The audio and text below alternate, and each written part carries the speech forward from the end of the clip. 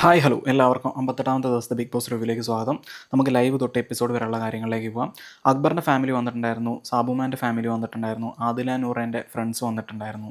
കൂടാതെ നെവിൻ്റെ back stabbing, നെവിൻ്റെ ഈ ഒട്ടിപ്പിടിച്ചുള്ള സ്വഭാവം, ലക്ഷ്മി നന്നായി ഗെയിം കളിച്ചത്, ഒനീൽ ഓൾറെഡി പറഞ്ഞു കഴിഞ്ഞിട്ടുണ്ടായിരുന്നു ജിസയിൽ ആര്യൻ അക്ബറിനെയാണ് നോട്ട് വിട്ടിരിക്കുന്നത്, അതിന്ന് ചെയ്ത കാര്യങ്ങൾ.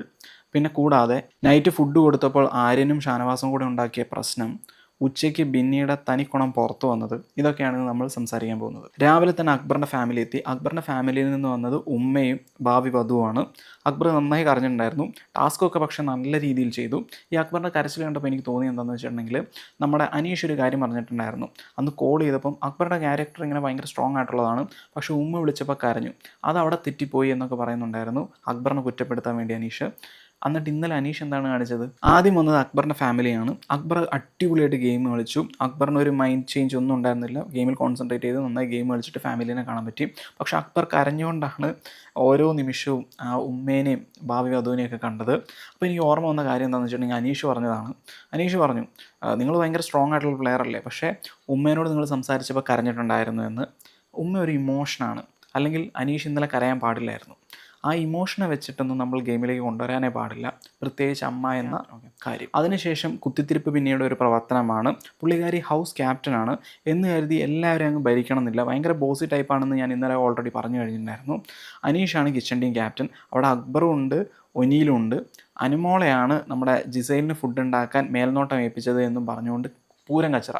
അവിടെ കിച്ചൺ ടീം ക്യാപ്റ്റനോടൊക്കെ അവിടെ നിന്നുകൊണ്ടാണ് അവിടെ പിന്നെ ജിസയിൽ കുക്ക് ചെയ്യുന്നത്. പക്ഷേ അനുമോൾ ഇന്നലെ പറഞ്ഞതുകൊണ്ട് അനുമോൾ തന്നെ അവിടെ വേണമെന്ന് പറഞ്ഞുകൊണ്ട് ബിന്നി ഒരേ ശാഠ്യം. എങ്ങനെയെങ്കിലും അനീഷിനോട് വാദിച്ച് ജയിക്കാനുള്ളത് പോലെ തോന്നി. അപ്പോൾ എല്ലാവരും ഇടപെട്ടു, അടിച്ചു താത്തി എന്ന് വേണമെങ്കിൽ പറയാം. ഒരാവശ്യമില്ലാത്തടത്ത് ബിന്നി കുത്തിത്തിരിപ്പിക്കാൻ പോകുന്നതാണ് ബിന്നിനെ കുത്തിത്തിരിപ്പ് എന്ന് വിളിക്കാനുള്ള മെയിൻ കാരണം. അല്ലെങ്കിൽ ഇങ്ങനെ ഒരു പേര് വരില്ലായിരുന്നു, എനിക്ക് 100% ഉറപ്പുണ്ട്. അതിനുശേഷം ദിയാസന ജാസ്മിൻ വരികയായിരുന്നു. ആദില നൂറേൻ്റെ ഫ്രണ്ട്സായിട്ടാണ് വന്നത്. അവരുടെ ഫാമിലി വന്നിട്ടുണ്ടായിരുന്നില്ല. എനിക്കൊരു ഇൻഡ്യൂഷനുണ്ട് നൂറയുടെ ഫാമിലി വരാൻ ചാൻസ് ഉണ്ട് എന്ന്. അത് നമുക്ക് കണ്ടറിയാം. പക്ഷേ അവർ ഗെയിം കളിച്ച് തളർന്നു പോയെന്ന് വേണമെങ്കിൽ പറയാം. അവർക്കൊരു ഇൻട്രസ്റ്റും ഇല്ലാതെയാണ് ഗെയിം കളിക്കുന്നത്. മേ ബി ഫാമിലി വരാത്തതിൻ്റെ ഒരു ഹെസിറ്റേഷനും കൊണ്ടും ആയിരിക്കാം. അവർ വന്നിട്ട് കുറേ കാര്യങ്ങളൊക്കെ പറഞ്ഞു കൊടുത്തു. എല്ലാവരിലേക്കും കുറേ കാര്യങ്ങളൊക്കെ പറഞ്ഞു കൊടുത്തിട്ടുണ്ടായിരുന്നു. പിന്നെ വന്നത് സാബുമാൻ്റെ ഫാമിലിയാണ്. അങ്ങനെ എല്ലാവരും വന്നു പോയി. ഇനി ഞാൻ പറയാൻ പോകുന്നത് ജിസൈലിന് അക്ബറിനോടുള്ള വിരോധമാണ്. ആര്യൻ നല്ലൊരു ഫ്രണ്ടാണ് അക്ബറിൻ്റെ. അത് ജിസൈലിന് ഇഷ്ടമല്ലേ എന്നെനിക്ക് പലപ്പോഴും തോന്നി തുടങ്ങിയിട്ടുണ്ട്. അതുകൊണ്ട് തന്നെ ചെറുതായിട്ട് അക്ബറായിട്ടൊരു കുത്തിത്തിരിപ്പ് ഉണ്ടാക്കാനൊക്കെ ഇന്ന് ജിസൈൽ ശ്രമിച്ചിട്ടുണ്ടായിരുന്നു. ഇനി അതിനേക്കാളും പ്രശ്നക്കാരനായ ഒരുത്തനെ കുറിച്ചാണ് സംസാരിക്കാൻ പോകുന്നത്, നെവിൻ. നമ്മുടെ നൂബിനും ബിന്നിയുണ്ട് അവിടെ ഇരിക്കുന്നു. അവർക്ക് മനസമാധാനത്തോടു കൂടി ഒരു വക കാര്യം സംസാരിക്കാൻ നെവിൻ സമ്മതിക്കത്തില്ല. സ്ക്രീൻ സ്പേസ് കൊണ്ടാണോ അല്ലെങ്കിൽ നൂബിനോടുള്ള ഇഷ്ടം കൊണ്ടാണോ, നൂബിൻ്റെ സീരിയലൊക്കെ കണ്ടിട്ടുണ്ടായിരുന്നു എന്നും പറഞ്ഞുകൊണ്ട് അവിടെ പിടിച്ച പിടിയാലെ നിൽക്കുകയാണ്. അവർക്ക് തന്നെ വെറുപ്പീരായി തോന്നിയിട്ടുണ്ട്, വീട്ടിലുള്ളവർക്ക് ഓൾറെഡി വെറുപ്പീരായി തോന്നിയിട്ടുണ്ട്. ഇവൻ എന്താ ഈ ചെയ്യുന്നത്, സ്ക്രീൻ സ്പേസിന് വേണ്ടി ചെയ്യുന്നതാണോ എന്നൊക്കെ. അത് എനിക്കും കാണുമ്പോൾ ഭയങ്കരമായിട്ട് അരോചകമായി തോന്നി. അനവസരം എന്ന് തന്നെ പറയത്തില്ലേ. കാര്യം എന്താണെന്ന് വെച്ചിട്ടുണ്ടെങ്കിൽ, ഇത്രയും ദിവസം നിന്നിട്ട് അവർക്കൊന്ന് പേഴ്സണലായിട്ട് സംസാരിക്കാൻ ഒരു ഇടം കിട്ടാത്തൊരവസ്ഥ.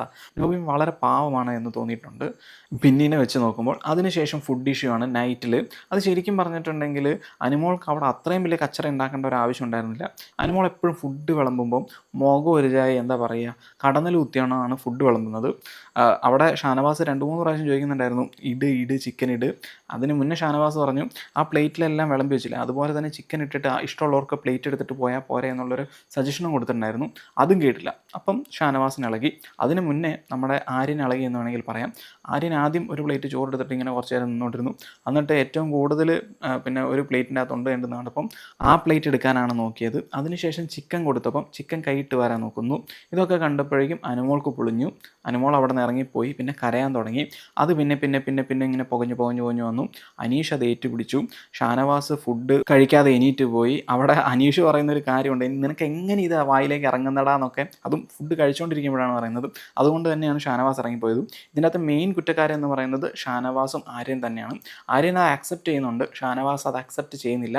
ബാക്കിയുള്ളവരുടെ മേത്തിലേക്ക് പഴി ചാരാനാണ് നോക്കുന്നത്. അത് ഷാനവാസ് സ്ഥിരം ചെയ്യുന്ന പരിപാടിയാണ്. അതിനുശേഷം ഹൗസിൻ്റെ പുറത്ത് വെച്ചിട്ട് ആര്യനും ഒനീലും തമ്മിലൊരു ചെറിയൊരു ഫൈറ്റ് ആവുന്നുണ്ട്. അതിൻ്റെ ഇടയ്ക്ക് അക്ബർ ഇടപെടാൻ നോക്കിയപ്പോഴേക്കും ഒനീൽ ചാടി കയറി അക്ബറിനോട് ചൂടാവാൻ ശ്രമിക്കുന്നുണ്ട്. ശരിക്കും പറഞ്ഞാൽ ഒനീലിൻ്റെ ടാർഗറ്റ് എന്ന് പറയുന്നത് അക്ബർ, ആര്യൻ, ജിസേൽ എന്നിവർ മാത്രമാണ്. ഓൾറെഡി പറഞ്ഞു കഴിഞ്ഞു. ഇപ്രാവശ്യത്തെ നോമിനേഷനിൽ അത്ര എവിഡൻ്റ് ആയിരുന്നു. ആര്യനെ കുറേ ഇങ്ങനെ താങ്ങിയപ്പം അക്ബർ ഇടപെടാൻ നോക്കിയപ്പോഴേക്കും ഷാനവാസ് കയറി വന്നു. അപ്പോൾ ഷാനവാസിനോട് എണീറ്റ് നിന്ന് ചൂടാവുന്നുണ്ട്.